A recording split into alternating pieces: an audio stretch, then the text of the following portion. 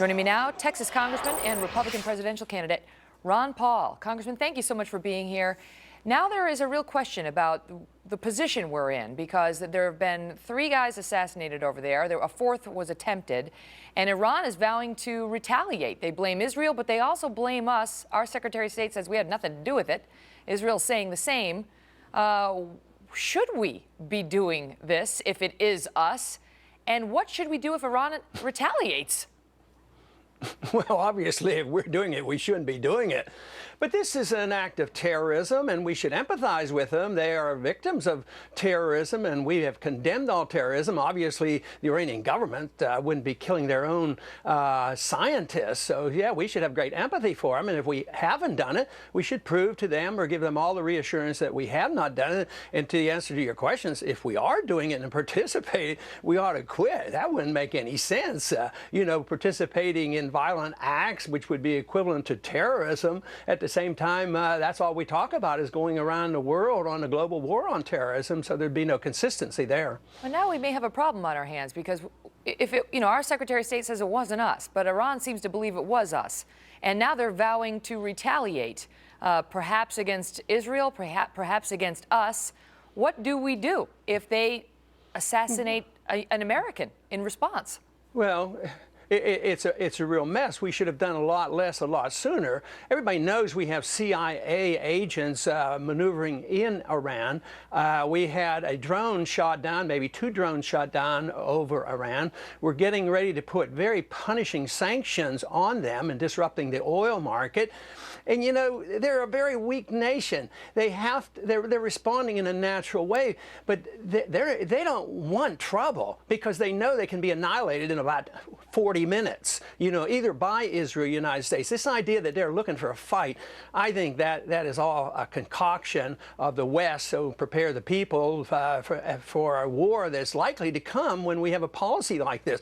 I think it makes the perfect argument for my non-interventionist foreign policy that we shouldn't be engaged in stirring up trouble. And all these things that we do to try to get rid of the regime in Iran right now actually plays into their hands, because once we interfere or put on sanctions, this brings the Iranian people together. They're having an election in a few months, and Ahmadinejad is not that strong politically. But when we interfere as an outsider, those dissidents who are struggling to get control of their country and their government and have a more sensible government, we have to drive them into the arms of the government. Just as we were brought together after 9/11, we were no dissenters. We all came together. There were no Republicans and Democrats.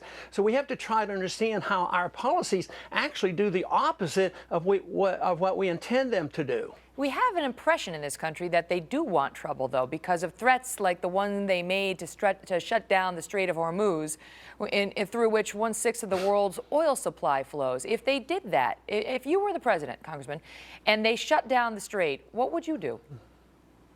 Well, I would tell them I'm not going to put sanctions on them. That's their response. They're not going to close down the Straits of Hormuz. That would be, self-destructive. But they have to say something to try to make us think differently about putting devastating sanctions that's going to really hurt their people, and it's going to hurt the economy. It's going to hurt their Eastern Europe are going to suffer. That's why there's hesitation right now about this.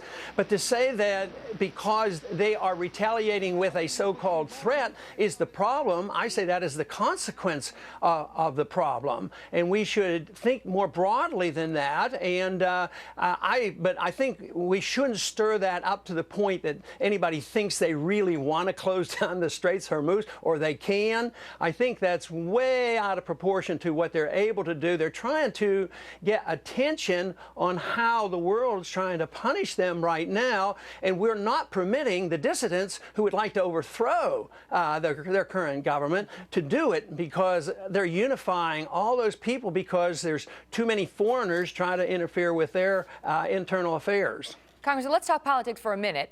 We had Scott Rasmussen on at the top of the hour, and one of the polls that he just came out with today talks about the voters in South Carolina believe would be the weakest opponent to President Obama. You came in first in this poll. 33% thought that you would be the weakest. Huntsman second with 22% of the vote. What do you think about that? That it's an electability question, whether people believe you could beat President Obama. I think that's a totally unreliable polling, because he might have talked to a few Republicans, but just the other day there was a poll out that showed that I was absolutely equal to Obama in a national race. So I have a lot of support with Democrats and independents and Republicans, obviously the way we did in New Hampshire. But to say that I'm the weakest candidate, I think is such a distortion of reality. But if you talk to all the people, all of a sudden, you know, a lot of people would like to make it sound like I wouldn't be able to be competitive with Obama. But the truth is that I'm the candidate that can actually challenge him on foreign policy. All the promises he made and never followed through, all the promises that he made on the protection of privacy and the change of laws at home. I mean, the base of Obama's base is very, very weak, and they're disenchanted with him. And there's no reason why I can't maintain the base in the Republican Party, because I'm the fiscal conservative. I'm the only one that has talked about cutting any spending. Everybody else talks about, you know, tinkering around the edges. Got to run, Congressman. Six seconds to a hard break, but thank you so much for being here. All the best.